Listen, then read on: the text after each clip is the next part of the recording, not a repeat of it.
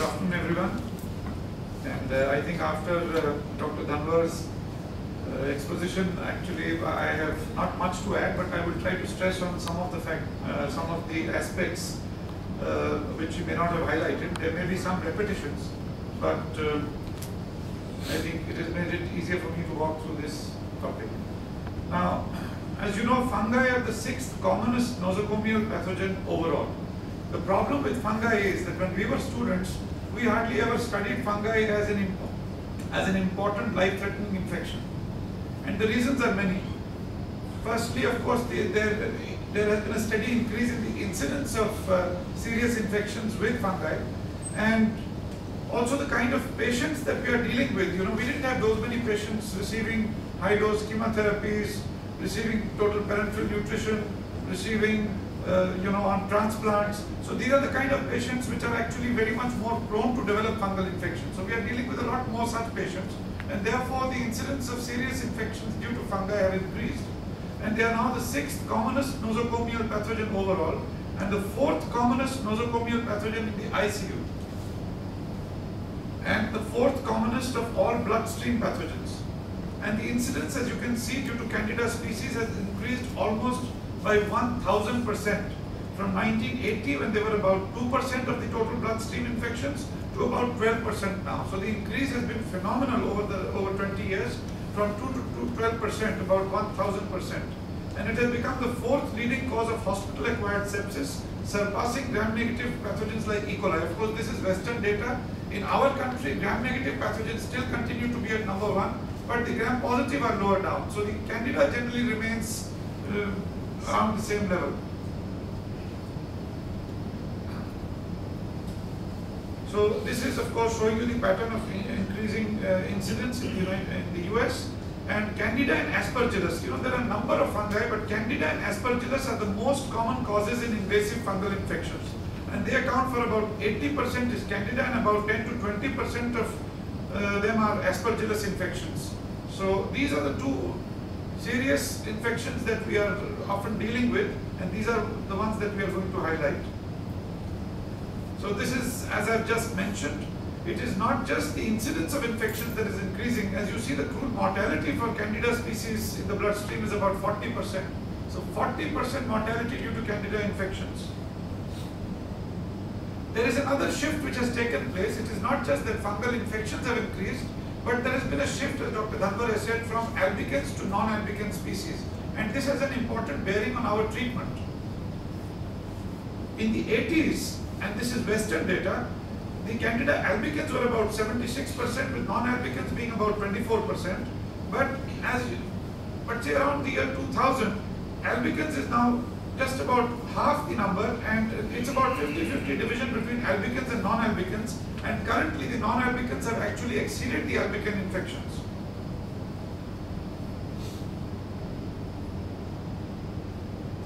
Now, as she has mentioned, this is some of the Indian data, and here, as you know, it is non-albicans which predominates, but the species that predominates in India is Candida tropicalis. Now, the importance of this is that though it is sensitive to fluconazole and the azoles, the fact is that the MICs against Candida tropicalis tend to be higher, and therefore in serious infections they may not be that effective, the azoles. These are some of the data from various institutes in India. Indian data are not very easy to come by, but this is from Sir Gangaram Hospital, and non-albicans Candida was almost 90%. This is from Safdarjung Hospital, about 75% were non-albicans. Sanjay Gandhi, 67%. And this is an AIM study which showed that about 80% were non-albicans, and Candida tropicalis was once again the most commonly isolated pathogen. So this is the Indian scenario. Non-albicans is common even in the West, but tropicalis is something which is more common to us. Our incidence of Malhotra cruzi are relatively lesser as compared to Western countries.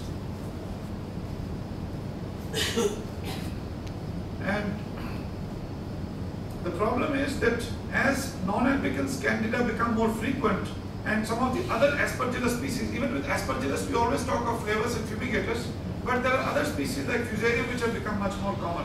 And Candida like Labrata, cruzi have to be very careful, because these are generally resistant to azoles, and therefore whenever we are suspecting serious candida infections, the use of azoles can be a little dangerous.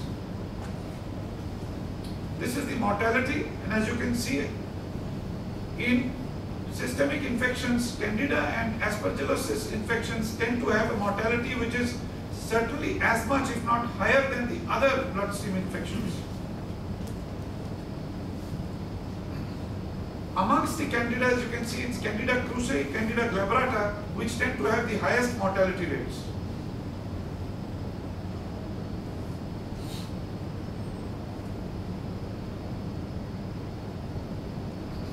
A few words about the diagnosis, of which, of course, Dr. Dhanwar has highlighted quite a bit.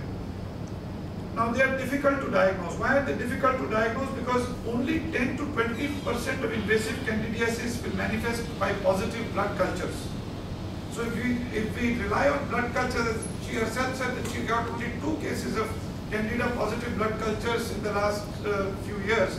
Now, that is very, very rare. So, only 10 to 20% in standard centers would also have would have positive blood cultures. And even when they are positive, one must understand that the turnaround time is quite slow. So for the first positive signal to come takes about 36 hours, and it will take another 36 to 48 hours before we can actually identify the species and the sensitivity to various drugs. So that would take about 72 to 96 hours, and deep tissues, of course, are not easy to obtain. And this is very important because when you can start treatment on day 0 in subsequently proven cases of candida infections, you find the mortality is about 15%. You delay it by a day and it increases to 25%. If you start it on the 3rd day, it increases to more than 40%. So that makes it imperative for us to actually start antifungal therapy against these organisms as soon as we suspect it. Because if we wait for culture reports, anyway a lot of them will be negative, and if we wait for them to come, we are surely heading for 50% plus mortalities. So this is what I would actually like to highlight upon. There are 4 types of management that we have in antifungal, in systemic antifungal management. One is prophylaxis, the other is preemptive, third is empirical, and the fourth is targeted.